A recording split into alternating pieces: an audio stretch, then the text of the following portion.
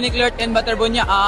I'm from Davao City and ang sports ko ay basketball secondary. Sa bayan ng Talagocan, kilala siya ng marami bilang Bobet.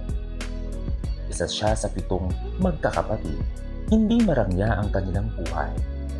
Araw-araw, nagsisikap ang kanyang mga magulang upang maitaguyod ang kanyang pamilya.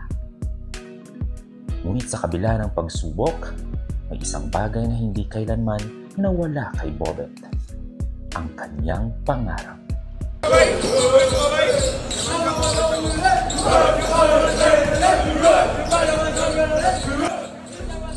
Hindi man mamahalin ang kanyang sapatos, hindi man moderno ang kanyang pinaglalaro ang cool. Ngunit ang kanyang determinasyon ay higit pa sa sapat. Habang lumalaki, mas lalong nahasa ang kanyang talento. Ang simpleng batang nangangarap noon ay nagsimulang mapansin. Sunod-sunod ang kanyang tagumpay. Naging bahagi siya ng Ateneo de Davao.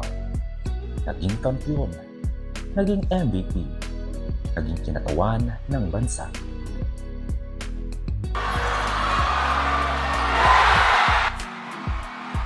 At sa bawat tropeyong kanyang natatanggap, iisa lamang ang nasa isip niya.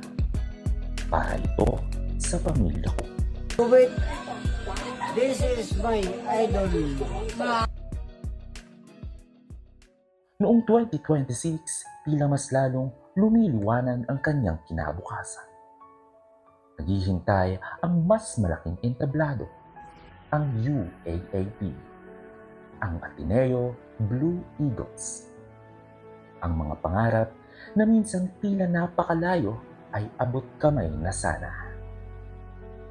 Para sa kanyang pamilya, para sa kanyang bayan, para sa kanyang sarili, malapit na sana. Ngunit minsan, hindi sapat ang sipag, hindi sapat ang talento, hindi sapat kahit ang pinakamalalaking pangarap.